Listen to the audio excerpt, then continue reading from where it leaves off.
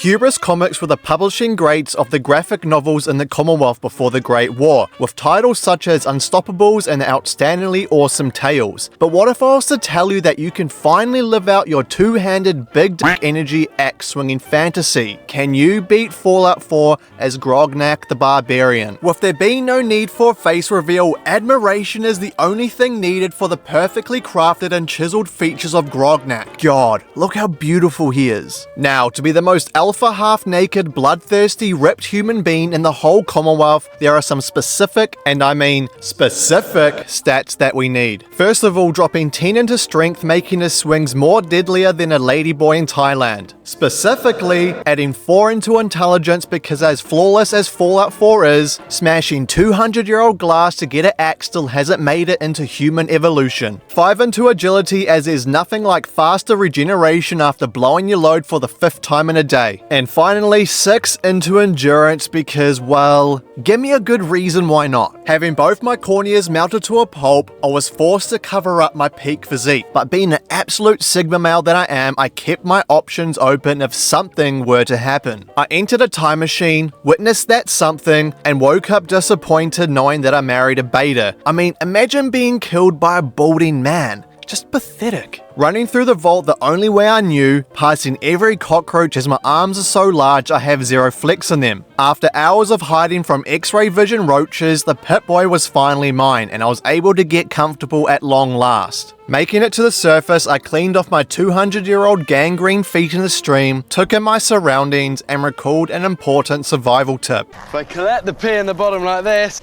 and that water then is going to be drinkable. Knowing that I have a reading age of 5, I found the perfect book to educate myself, and another one that made me realize maybe my reading age is actually 3. Witnessing Cosworth mutilate multiple giant flies, I grabbed a light snack, ran past Dogmeat to take his supplies, and watched from different angles as Meatsaw struggled to hit his targets. And after waiting 20 minutes, he finally did his job, which gave me enough XP to acquire my first skill, Hacker, which meant I can now obtain the axe.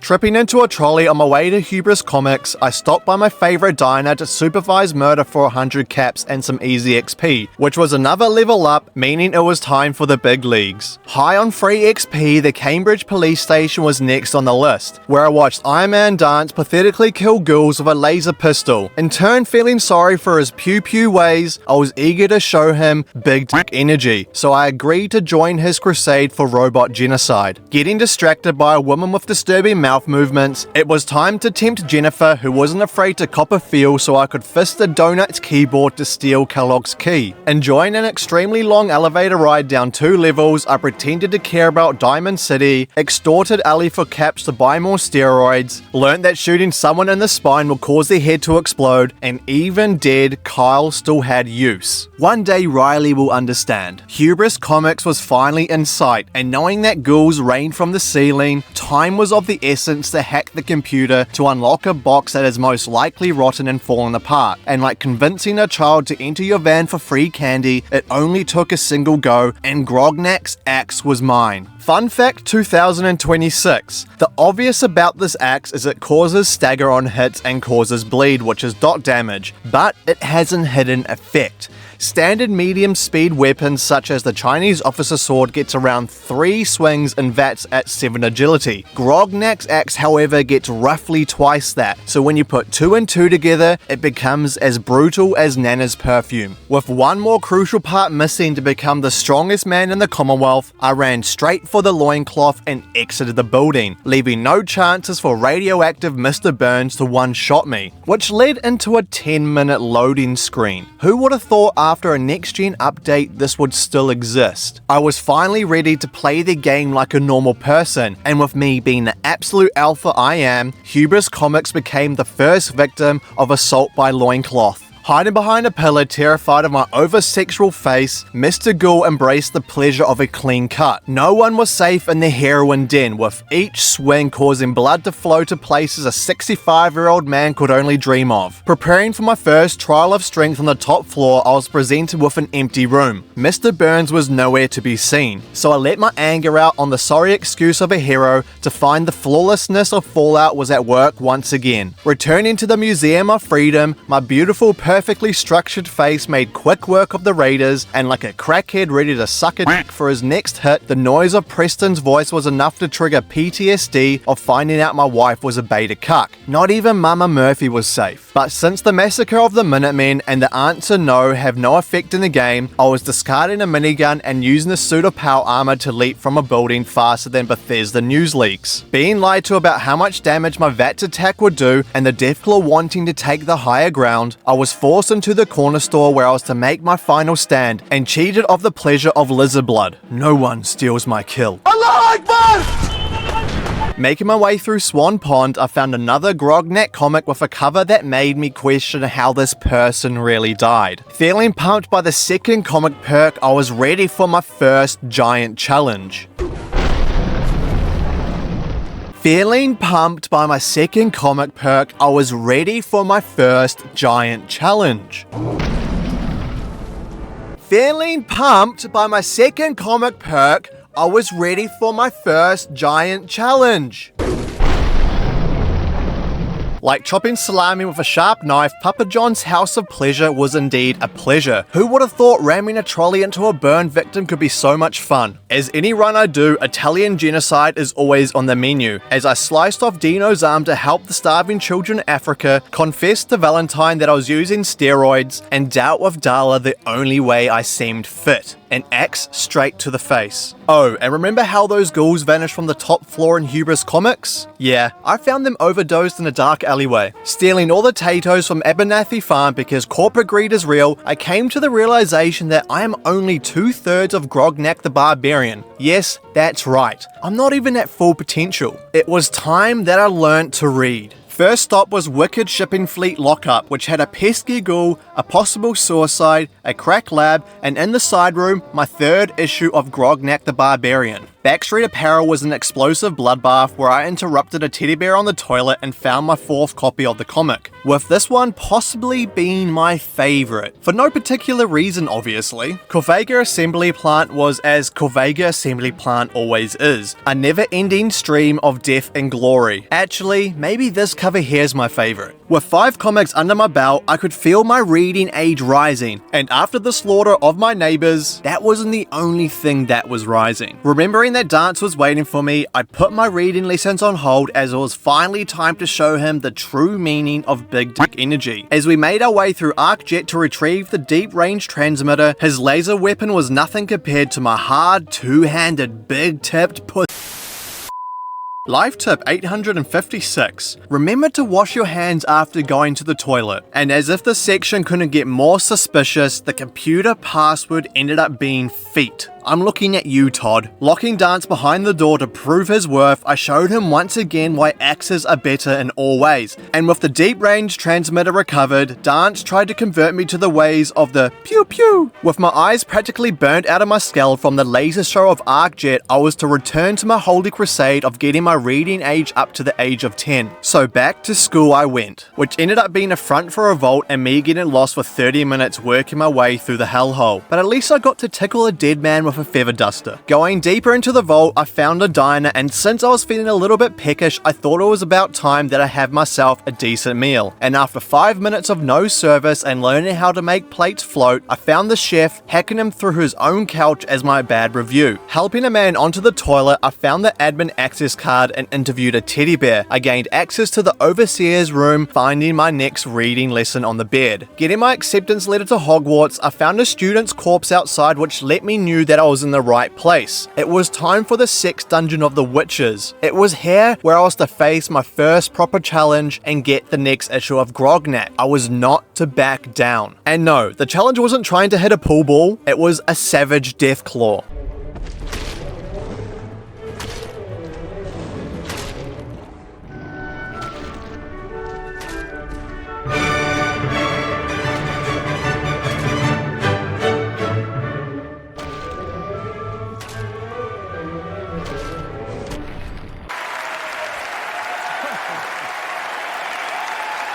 After what seemed to be 1,000 fistings of death, the comic was mine and it was back to the main story. After forcibly getting Dogmeat to sniff bloody rags, Fort Hagen was in my sights, and for once in my life I brought a weapon that can logically destroy synths. Reaching Kellogg with it was a breeze, and it was time to face the self-proclaimed Sigma himself, and as you can think, he didn't last too long. Taking his brain and reading about his insecurities, I had a painfully awkward elevator ride with Valentine, found out I have an irrational hate for bald people, threw a pot at Nick, learnt about Kellogg's secret love affair, and fell off a bridge in the name of a comic on a toilet. Life couldn't get any better. Feeling like Harry Potter in search for the Horcruxes, I suffered through the last of the poison to finally obtain the last 2 issues of Grognak, which were located in Hyde Park, which is definitely not a park, and an unmarked house at Andrews Station. My final form had been achieved, which really was only an additional 50% damage on critical hits. With my newfound power, I stalked a behemoth in a swamp playing peekaboo in the trees until the giant oaf fell to his knees, leaving me with only 2 more giants to slay. Journeying through the glowing sea half naked as my perfect complexion deflected the radiation, I decided to cause some havoc by bringing rad scorpions into the crater of Adam and pretending like I wasn't the one that caused the problem. I taught Sister Verena backstroke and took care of that problem. Using the proper method to climb mountains, I made it to Bruce Banner. But this is when disaster struck. I decided to go make some lunch and pause the recording, to come back and not unpause it. So here's a summary of what happened.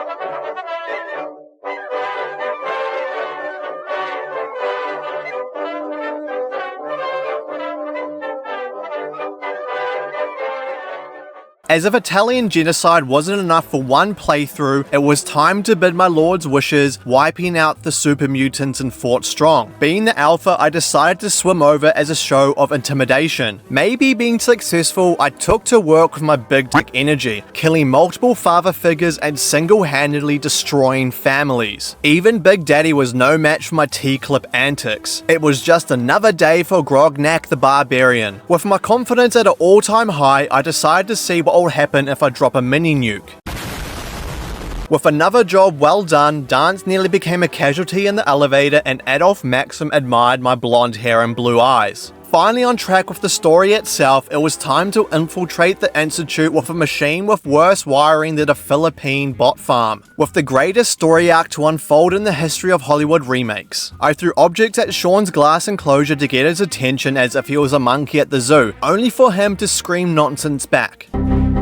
I threatened to kill an old man with an overly muscular neck who took it strangely well, met the MILF of the Commonwealth, agreed to help Justin on his mission to create a sex robot, showed Dr. Lee that I was irresistible, and questioned Clayton's desire for animals. But little do they know. With Dr. Lee not convinced that Virgil was alive, I entered a room full of naked green men and found out his name is Brian. Lucky enough, returning the holotape to Dr. Lee was enough evidence for her to know that Brian was alive, leaving me with one more task to do before I go. Even with 10 strength, an old frail man is too heavy for me. Like a prodigy son of Maxon, he thanked me for the work I did, sending me to talk to Ingram Proctor, who requested me to go and collect a high-powered magnet so she can stick her crown drawings on her fridge. Exploding super mutants with my axe, I found the magnet at the bottom of a trunk, and returned back to the airport to randomly place electromagnetic actuators on the ground. As if they couldn't have told me earlier, I was sent back to the glowing sea in search of Scribe Halen, but since there were Brotherhood of Steel nearby, she decided to be in attack mode and didn't want a bar of me at all. Enjoying the typical sight of a vertibird crash, Halen still refused to talk to me and, well, was somehow injured. Fast traveling to a far-off location seemed to fix that problem, so we're back in business. Off to the glowing sea I go to try and find the Great Pyramid of Giza. Unable to convince a bald man to spread his glory, I once again caused a hate crime against having no hair, thinking I could make it right by sleeping with him. With With the signal pulsar placed, Adolf informed me of Dance's betrayal, giving me the poetic ending of a man who refused to use melee. But there was one more problem that stood in my way: the railroad. Funnily enough, the almighty Brotherhood had no idea that I single-handedly took down the railroad earlier, so I was quite confused about the threat they posed. No more railroad meant only one thing: beryllium agitator. So off I went to stupidly circle around the mass fusion tower as I couldn't shoot, watched Ingram take an ungodly amount of lasers to the face, and got suicide bombed by a sentry bot. On a side note though, look at this crit I managed to pull off. Inserting the beryllium agitator into the Trump bot, the assault on the Institute was in full force. No synth that was made in China was safe from Liberty and the Brotherhood. Blasting through the ground as if the anti-communist bot was Cyclops, the fusion pulse charge was in my hand. It was time to change the face of the Commonwealth, and like the third genocide of this run, the synth population was depleted at the hands of yours truly. I had become too powerful, causing humans to explode on touch. Me and the Brotherhood stormed the gates like a hot knife to butter, and by some sort of miracle, Father was T-posing in mid-air. It was all pure chaos. Reaching the reactor room, I was given the Vietnam treatment, but nothing was to come between me and Maxon. With the Institute extinct and the pulse charge placed, I told Sean to get fucked with the least amount of emotion possible, leaving me with the most beautiful sight known to mankind. But if you thought I was done there, well, that's where you're wrong, because I still had two unresolved issues. There were two giants left to be slayed. I returned to Swan Pond to dance with my arch nemesis Swan, with this time around being an absolute whitewash. So across the road to Massachusetts State House I went, and what was I going to do here? Slay the Mylurk Queen to become the formidable, strongest man of the Commonwealth and earn the right to be called Grognak the Barbarian. And guess what? This run only took me a total of 7 hours and 51 minutes, reaching the prime level of 21. Hands down, this run was beyond fun, and I would highly recommend giving it a go. It's beyond OP. Anyway, I hope you all have enjoyed the video, and if you have, don't forget to hit that like button and also subscribe for more of these shenanigans. I hope you all have a fantastic day, and remember, suicide super mutants need loving too.